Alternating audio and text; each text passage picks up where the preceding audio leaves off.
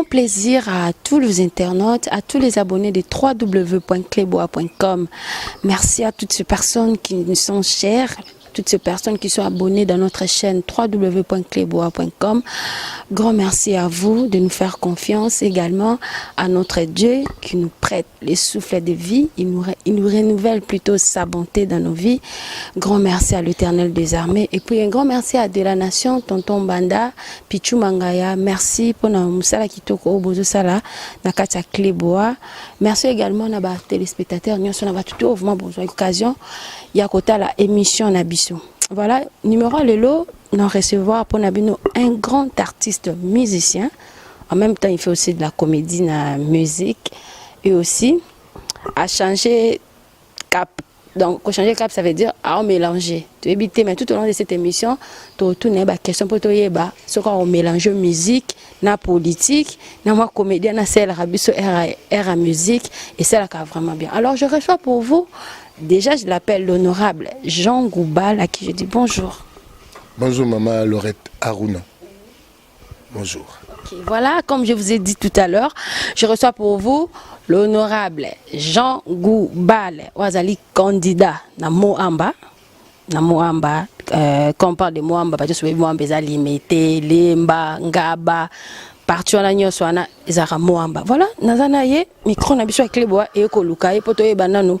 Comment est-ce que la musique est attique ou bien qu'on combiner musique et politique nous sommes là encore.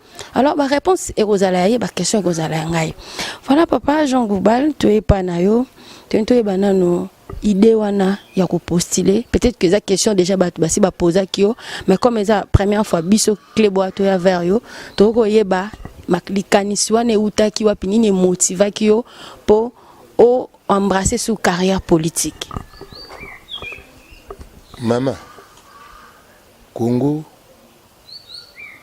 banana amutu, nana mona riche, ya mboga riche le quoi Congo te. Mais banana amutu, nana mona Congolais à vivre sengo te. Poni. Bato bako ko faire vivre baninga esengo na mboka ezai bato ba o konza bango.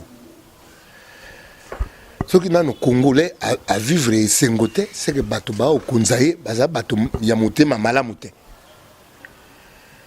Tango ekoki bato ya motema malamu bato ya bwani un peu mayele bakota na makambo ya kokonzaka bandeko na bango tango ekoki. Eloko tininga na postuler ezaka wana. Ok, eloko etindio postuler ezaka wana mais tokota na bandeko musicien ba inzembo toto kokolo ba bongo ba postuler moi liste ezali to bandi na première personne to bandi monsieur Jean Goubal Werason ngama makanda Werason to kebongo Barbara Kanam Lacoste bato ba postuler ba bien que bamsous peut-être ba comme on a vraiment na zana ngote mais wana pa na tala ki na moni ou ils ont confirmé que bato ba postuler bango wana mais bato msou ba comme on dirait botiki musique peut-être musique ezo futa sous bien te alors politique ndeza ko pasika oye na Congo mais soki musique ezo futa bien te faute nani faute bato ba ko disposer bo konzi ya mboka yo kanzi Emmanuel Macron a ko tchatemena Johnny Hallyday na mbongo. Je n'ai l'idée à l'équipe Emmanuel Macron en bon. Pour musique, normalement, il faut bien. Ce qui, organisation en bon, c'est bien. C'est-à-dire, politique est comme mon salaire organisé dans mon qualité, comme commerce. Politique est comme et c'est qu'à COP. Normalement, batobasa ka politique, ba singeli ko ça commerce na politique. Mais biso toko mona nini ba politicien de ba comme ba commerçant musique po esimba mosala nyonso tout na mboka po esimba il faut mboka konzama malamu ngabeta musique na posa ebele na bolingo ebele na mayele ebele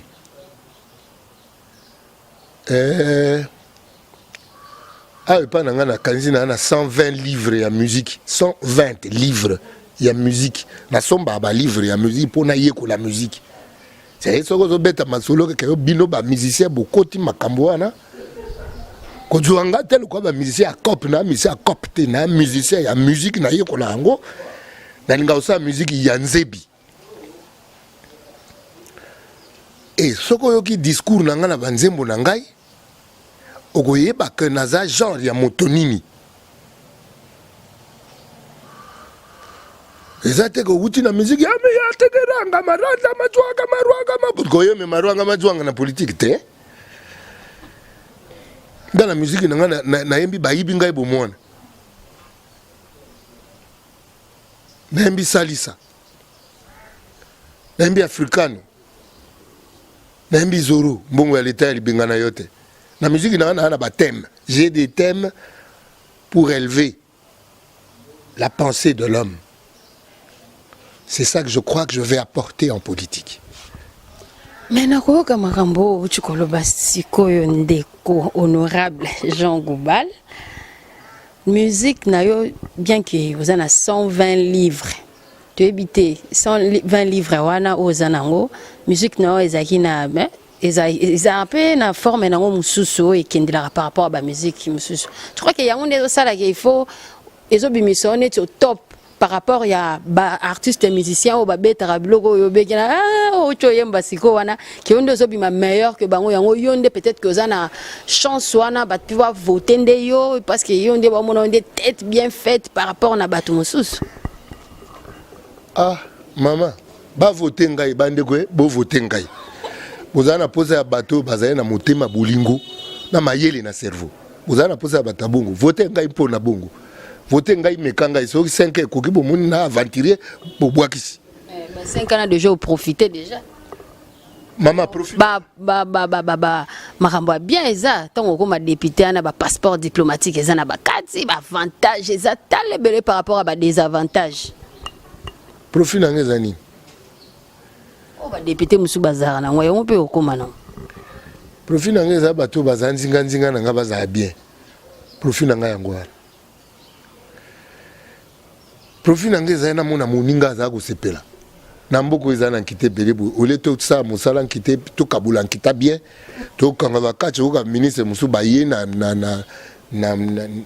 projet d'investissement ministre yo wuti mboka koto wutaki okomi ministre po tango no ekoki okoma ministre o tuna mutu wapi ngai na kulia nini na kati ya yo projet ba combat ba ça projet sur les États-Unis soki na Turquie yo kolia nini otie nini Mosa no ezali ko pesa bato possibilité ba ça investissement na mboka na yo bato na yo bazwa misala kezo tuna bato ngai na kati ebi ba projet belé rata na mboko likolo ya biloko wana ya pourcentage par ya moto ngai na kulia nini na kopo bato bazongi na kopo ebele. Mais est-ce que aujourd'hui bah déjà bon nakolo ba danger pe nakolo chompe kaneti moi danger ouais to chompe danger pe tant ozo embrasser carrière politique ou parce que to kota la dernièrement artiste na biso Koffi Olomide o ba poser quelques questions mo ya makamka ya ba Chine a voté rien que na réaction na ye tout monde qui comment est-ce que ba sepela quitté na réponse na wana mais Jean Goubal tant yo koma ozo se lancer na carrière politique o ba s'attendre quoi na yo parce qu'il risque peu ezali poto ye bato te Jean Goubal juste azana parti nini azara muto opposition aza muto pouvoir ou bien azana neutre aza ni opposition ni muto pouvoir opposé pe ba question belé ya risque na to banana risque éviter que vivre za risque pour à vivre nyoso memana liwa oyebite à part batune di ba elio ba matali kolo batune di ba enok o ba matali kolo le musu bangai bo epele le musu bangai bo etoko mataka bongolo kwa ba yanke wana risque ya partout bato ba okufa na ebola kuna ba yeba ke ebola ya uzwa bango bato ba okufa na choléra ba yeba ke choléra ya uzwa bango risque ya partout mais risque nous soit neza koya na sens ya responsabilité likamuto le bela za responsabilité la responsabilité de l'homme d'État c'est de veiller à ce que son peuple vive bien le bien vivre ensemble et le balango ndekonanga Didier Mumengi. L'homme d'État doit faire en sorte que son protégé vive bien. Encore que toko benga moto ango sont protégés parce que lelo j'ai comme l'impression que l'autorité ne protège pas le Congolais. L'homme d'État est comme un parent. Mobotini nango akundimo ya mwana sekana na moto. Normalement, cette réflexion devait se situer dans la pensée de l'homme d'État. L'homme d'État doit réfléchir de sorte que la population n'aille hésiter. Tu comprends le coup que la population est aussi na Tchad, na Burkina Faso. Mais la population il y a Congo. Et ben nous betel solo anzala maman nangai. Et le banango vient nanga souci cassé. Tata nangai. Est-ce que la population à Congo faut betel solo anzala? Est-ce que la population à Congo faut betel solo que fonctionnaire à kokisaka $100 té? Est-ce que kufuta moto $100 eza bon moto? Non. Donner à quelqu'un $100 à la fin du mois. Est-ce que bon moto eza na kati? Ce n'est pas humain. Ce n'est que simplement pas humain, mais c'est ce qu'on vit. À longueur des journées, on vit bongo. Mais la question est que tu es na parti ni. Vous avez opposition, pouvoir ou vous êtes indépendant. Voilà la partie Jean Goubal. Yo bité Jean Goubal est parti mon parti dans la population. Je me suis inscrit dans la dynamique de l'opposition et pas Martin Fayoulou parce que je après tu sais que dinenga kenda mutuna moni penaza na moi on était na combat na c'est Martin Fayoulou. Basé Belé mais celui qui s'affiche celui qui a le souci de l'autre, un souci brandi. Okoïpe ko prouver en go na moi niveau mo ya moi makasi.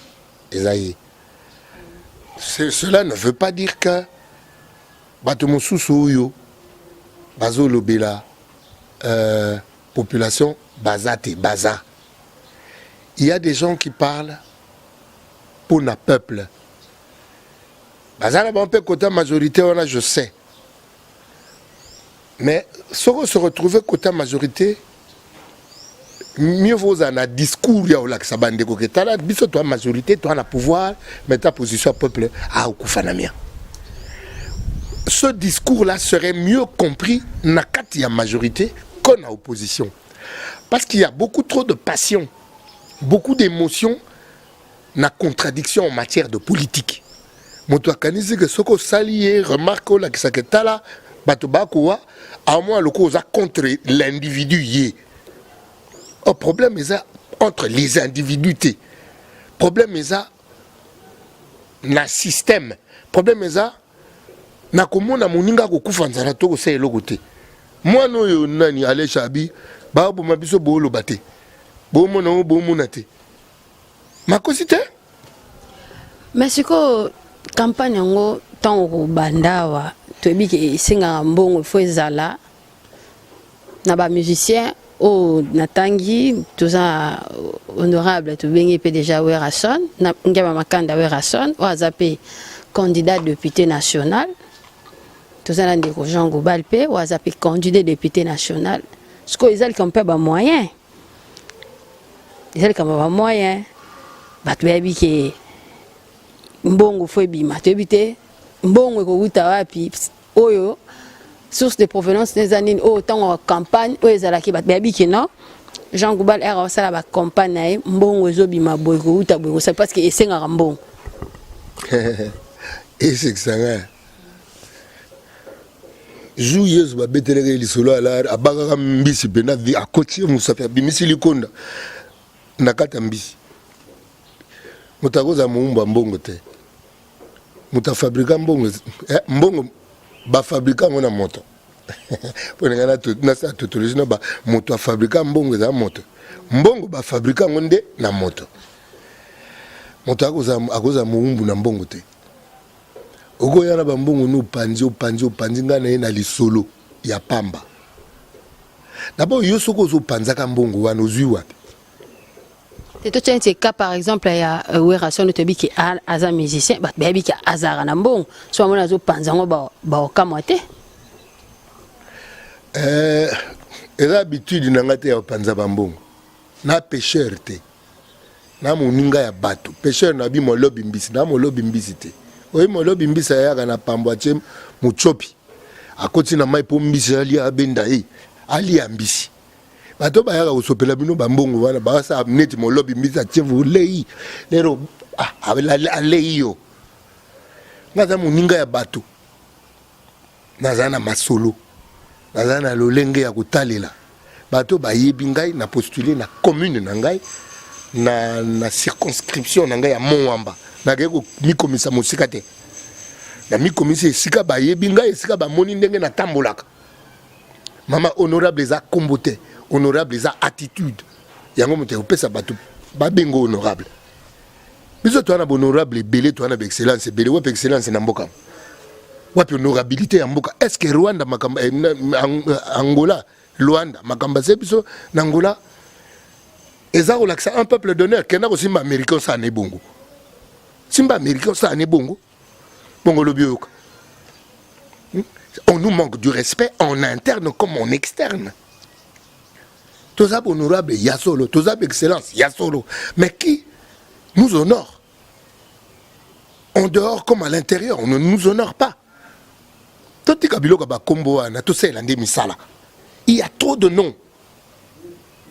Je dis non au nom. Tout ça, il a dit misala. Honneur est une attitude, un comportement. Yo monte ministre abimisi nous donné na TV bitamoli mboka mom. Honorabilité angwana to excellence angwana.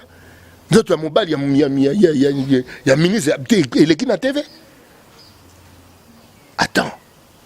Ezani sika nzoto ebimaka po na kosa musala okola tinda ngwe salaka. Et comme un drapeau te ya kota na TV. Mais net na makambo ucholo basiko ya Angola. Bon, c'est vrai que ça fait très mal. Comment on a ba image wana ozo circuler.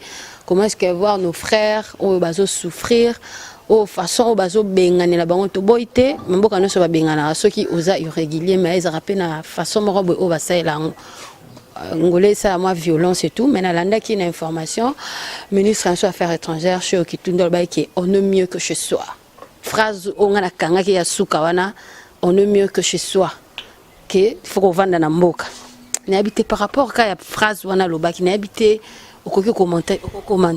C'est vrai. On est mieux que chez soi, c'est vrai. Mais kende tuna muto ana beni soka za mieux chez soi. Kuna na beni ke tuna. Kende tuna na kasai soki batunyo so ba mieux chez soi ke tuna. Ke tuna na kauka wa ba jeno ba to découvrir na butu ba boa ki bibembe so ba mieux chez soi. C'est vrai qu'on est mieux que chez soi.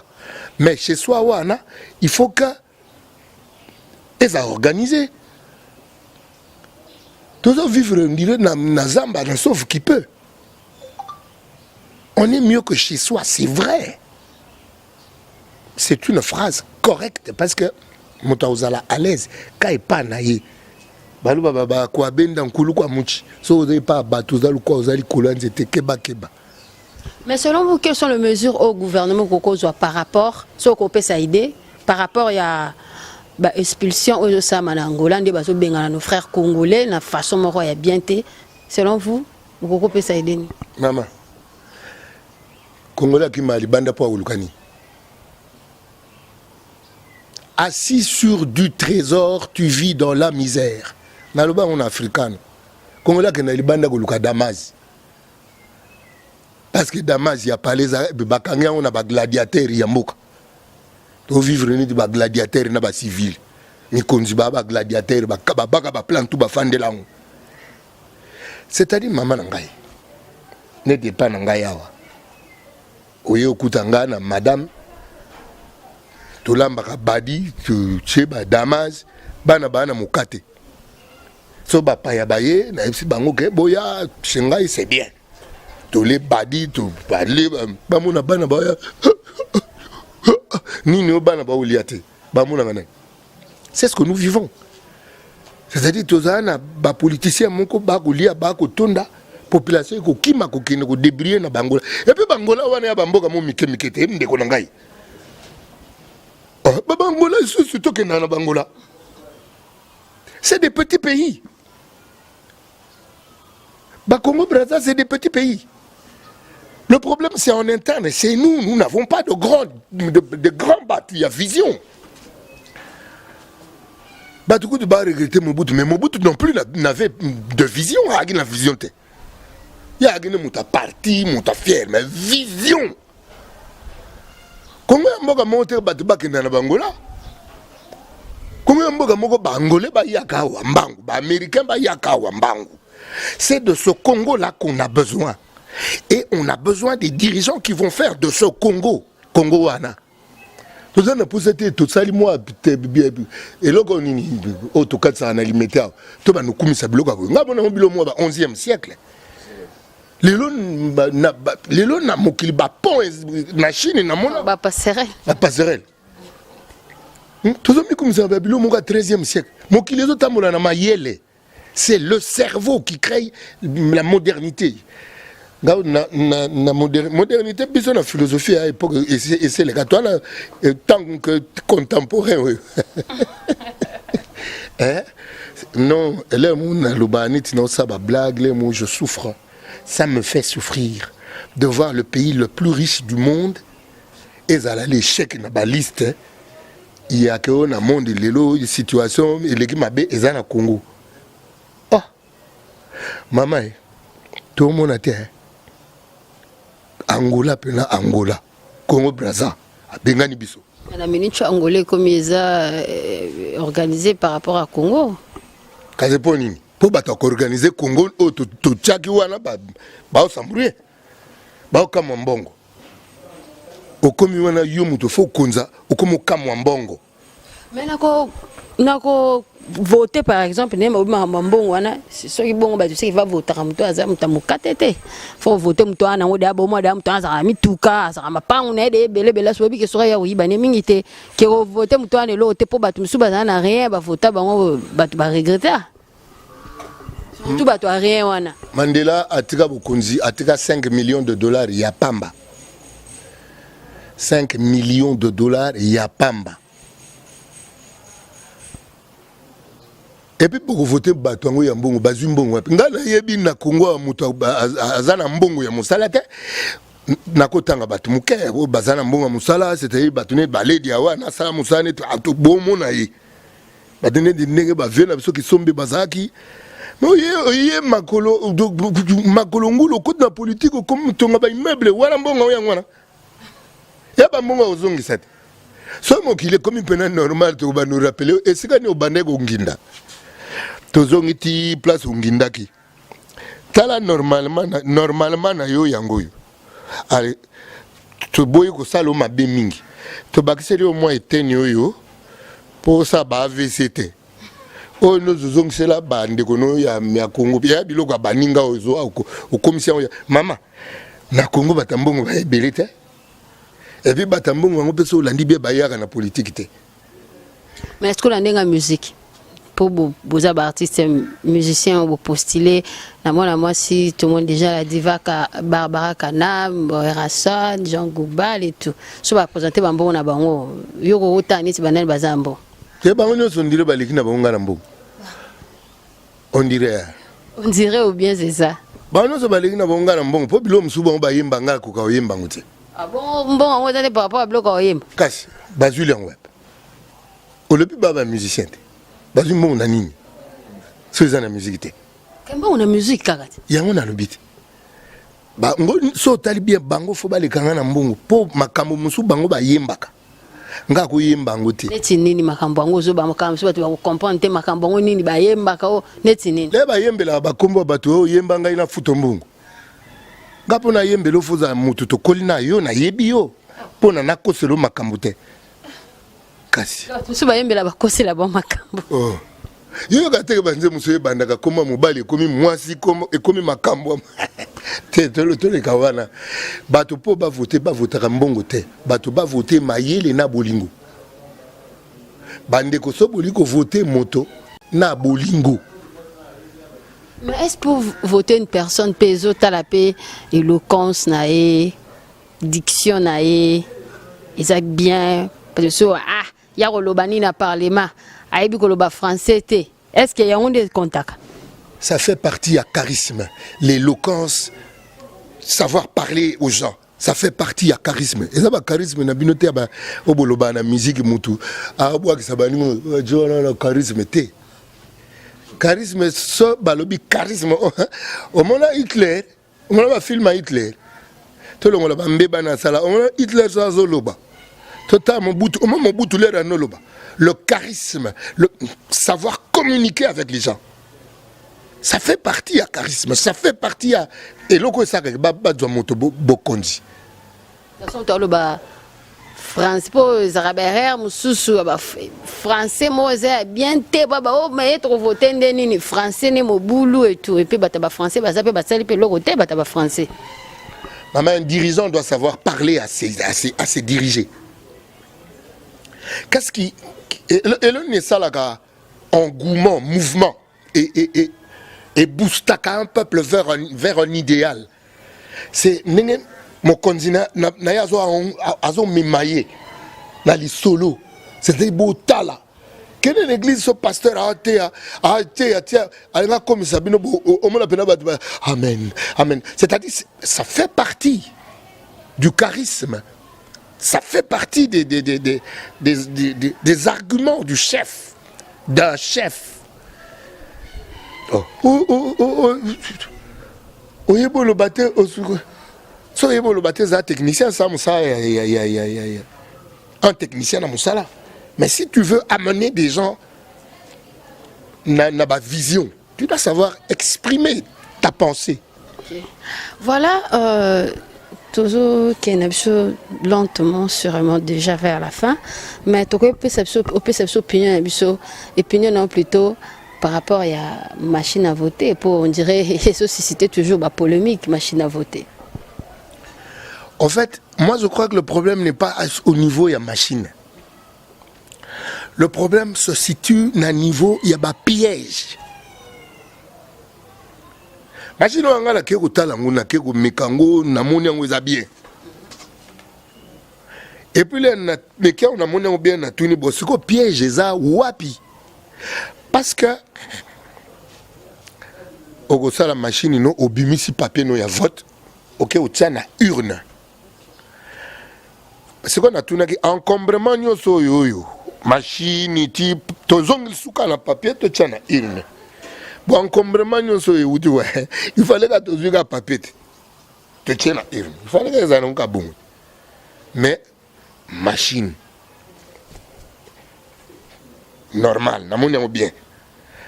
Mais piège eza wapi po eza problème ba piège eza na batu ba banga ke batu mususu baza na ba piège na bango basa mais atana il na pamba batu basala ka ba piège eza machine te question ni kama mutema ya batu kongo ngonga kansa mbuka ngoza batu basambela ati na kansa ba kongole basambela sambela makambo uchwa et puis na makambo pe ya élection oyokao monsieur l'abbé oyokao pasteur, frère. Ko postulé? Tu vas diriger à Seni. Ok. Je sais que Seni va diriger à laïque Mombou. Et ça, c'est l'abbé. Pasteur, boy. Frère, boy. Ah, c'est quoi? Bon, le sang m'a oué, hein? Le sang m'a oué, il faut pas tricher. Bon, le sang m'a oué, il y a un problème dans la machine à voter. Dans le lobby, Congo, il y a l'autre personne en colo, il y a récupérer ma faire. L'homme propose, Dieu dispose. Tout à week-end.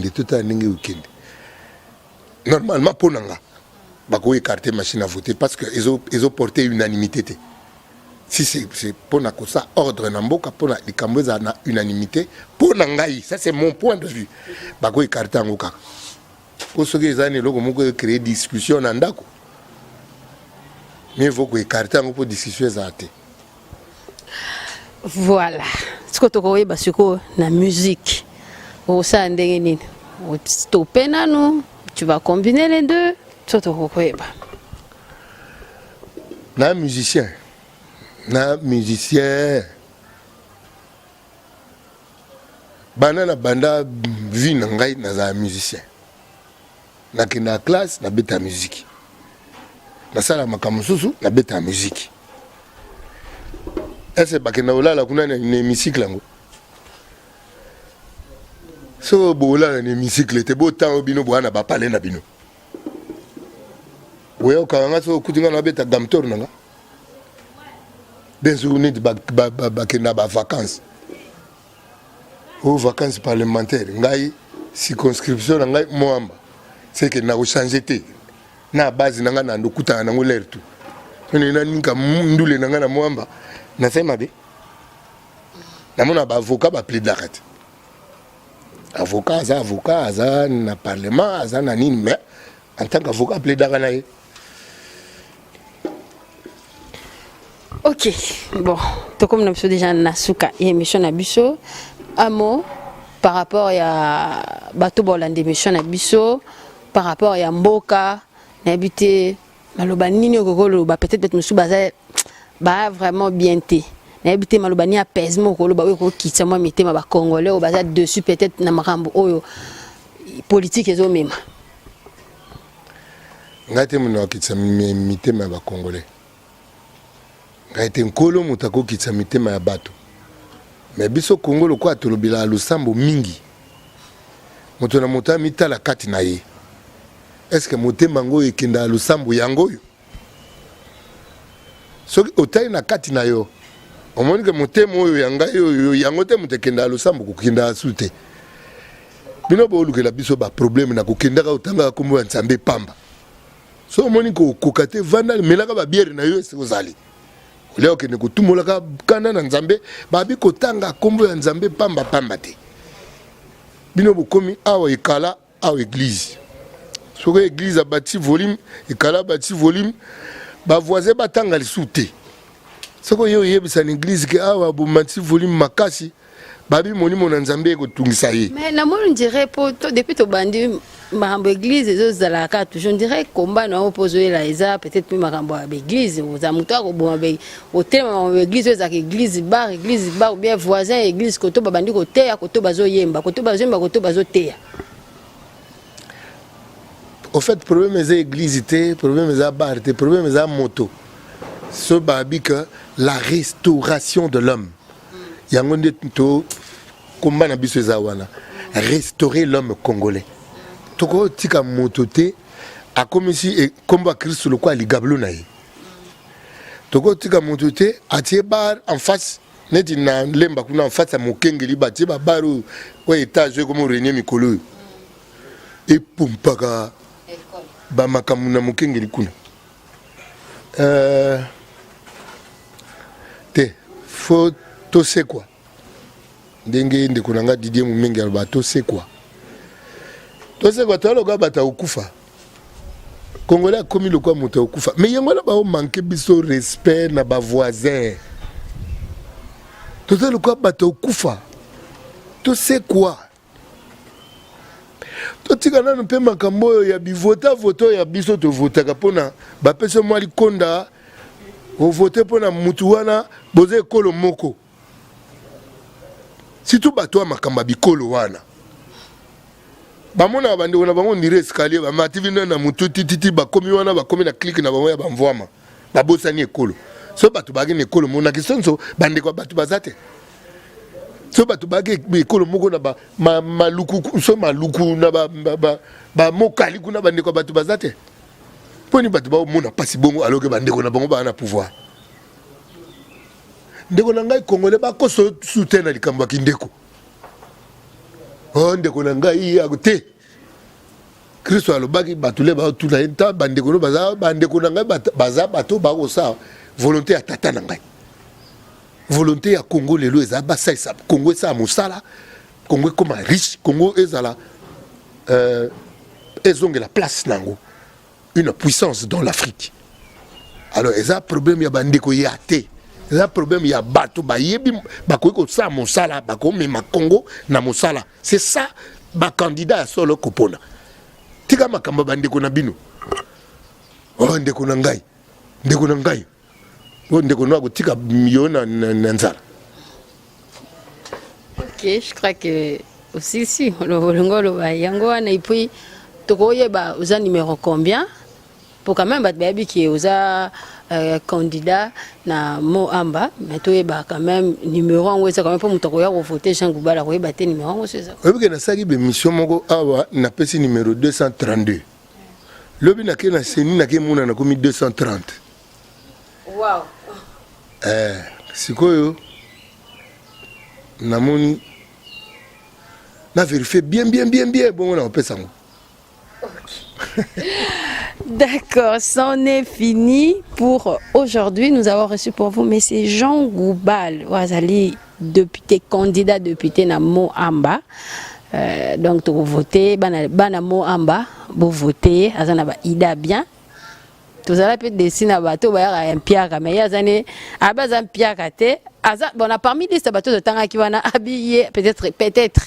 Azamtu o azala bon neti bango tema to aura plus ba idée parce que idée ndé ba o muto bo voter à ça bien qu'il va nous soulever ba idée ba kokisa ngo tema. Nous espérons qu'avec lui il va faire l'exception plutôt par rapport à Batumsus na koloba monde naza na lokota mbongo na nzela te na lingo yo kango bien na nipe bat baola na ba yo ka bien na lokota mbongo na nzela te na lingo ba boy mbongo ya mutu te nazwa ngo te bosiko mbongo ya batu ya ba salaire batu ba salaire misala na utia na poche nanga boni voilà yangana na yepo bo voter ngai na lokota mbongo na nzela te soki déjà mbongo ya mutu te na liaka te boni na kulia mbongo ya batu voilà. À tous les internautes, à tous les abonnés de www.clebois.com, Marcus Ngeli derrière la caméra, grand merci à toi pour les images Pichu Mangaya de la nation, grand merci à vous. Nabatu nyonso au Bolanda émission au na chaîne nabiso www.clebois.com. Donc merci à vous, merci à Hollande émission et toujours l'habitude de commenter, de vous abonner aussi. J'aime moi ça la rappelle bien l'émission. Donc voilà, grand merci à vous, au revoir et on se retrouve tout prochainement. Bye bye. Émission Moulaï.